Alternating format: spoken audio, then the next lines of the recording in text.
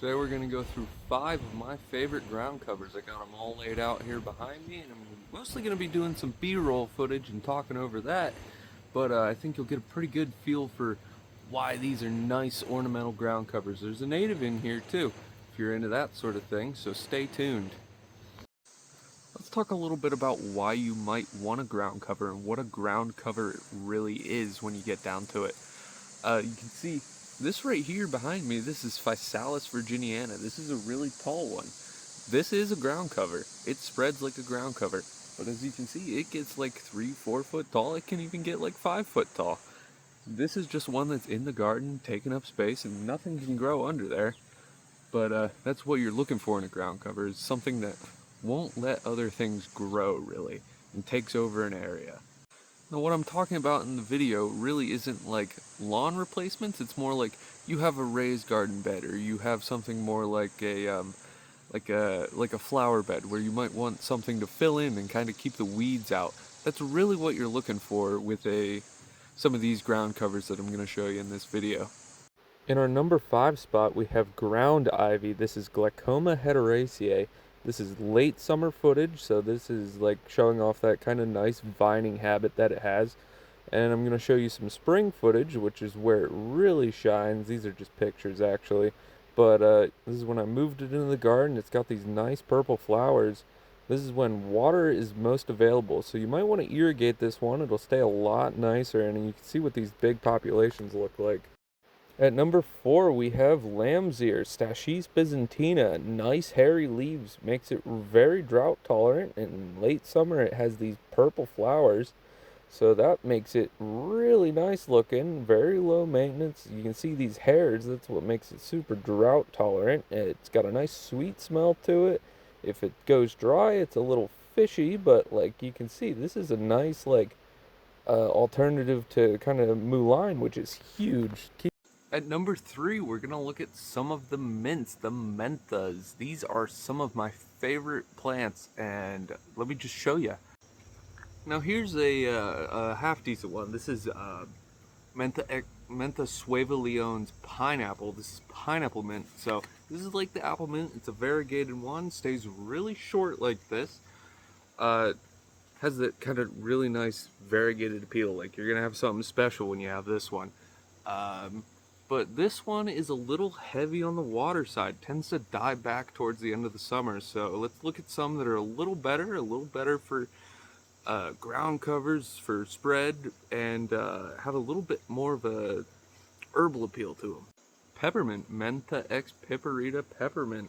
Another one that stays pretty short. I mean, you can see it gets a little bit of bug damage. It's a little water stressed. But you can see it's got these stolons here that make it spread really well. It stays short, you can mow it, you can chop it, gets nice flowers, so that's a plus. It'll attract the pollinators, but this is not one that I would say is my favorite as a ground cover. I'll show you that one now. I gotta kind of keep this one on the ground. It's in a big pot because it spreads so much. This is Mentha ex piperita chocolate mint.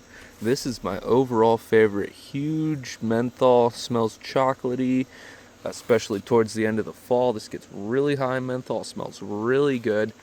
You can see it spreads all summer long, and it stays short like this. You can cut these back and you'll get more. Like this is a really good alternative ground cover. You just got to keep it contained because, as you can see, it likes to spread a lot.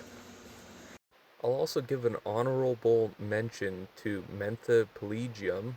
This is pennyroyal. It's low to the ground but an annual. So at number 2, we have wild basil, Clinopodium vulgare. This is the native one. It just sort of fills in spots in my garden personally. But you can see it's got nice, interesting look to it. Here's it flowering. It doesn't super look like a ground cover, but I'll show you in the next clip. Here's a little bit better of a look at this wild basil. This is a bunch of started from seed ones that I just put in a pot to grow out. You can see it forms a nice thick thing, and if you get these in like an almost lawn-like planting, it'll grow in like a lawn. You can find it like that along the roads. This is the native. And it grows really well. It requires very little care, very little water, and it does well with neglect. This is probably one that would be number 1 on a native plant list, but this is ornamental. And here's that ground cover habit. These are just a bunch of the pots that are growing out, and you can see that's a really nice. Before I tell you the #1 plant on my list of ornamental ground covers, I wanted to say, make sure you like and subscribe. I'm trying to get this to be like a full-time sort of deal, and it's hard to do, and just wanted to say, make sure you like and subscribe. It really kind of pushes my content a lot more, and I can do a lot more with my time. I am being blinded by the sun right now, but like, if you really want to support kind of the houseplants, native plants, lamiales, like, that's what I'm interested in. And if you're interested in that too, make sure you subscribe and like the video. It really helps me. Then we have our ajugas. These are in our #1 spot. This is Burgundy Glow. This is my #1 favorite. Now, if pink and variegated isn't really your thing, you can get these in all sorts of colors, all sorts of different things, and I can show you a couple of those. Most of them are going to be purple though. Most of them are purple. This one just happens to be pink, variegated. This one's my favorite. This was just one pot and it took over this whole big container. Really nice. This is Caitlin's Giant Ajuga. Really big flowers, really big leaves. You can see this is a nice one. This was, again, just one pot, took over this big container.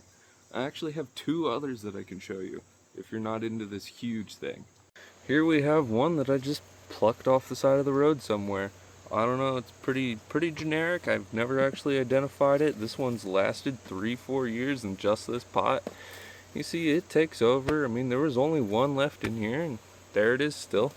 It's nice, but I'm not sure what it is. This is probably my second favorite as a ground cover. This is Chocolate Chip Ajuga.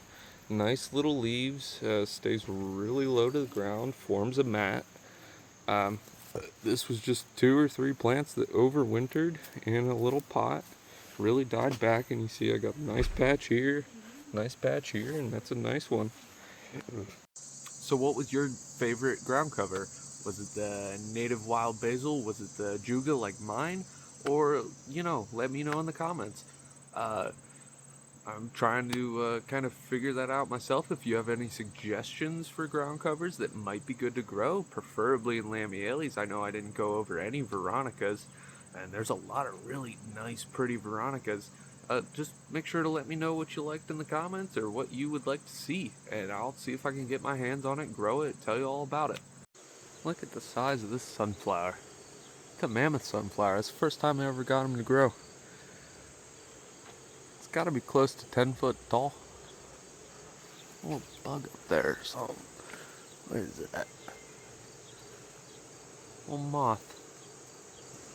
Look at that. Yeah. Anything down here? There's a couple squash coming on. There's ripe squash right there. That one could probably come out too. They ain't get a lot of water, so doing nicely though. Anything just gonna flower? I don't think so. Yep, might have some peppers down here too. Oh yeah, I got some peppers ready. Sweet.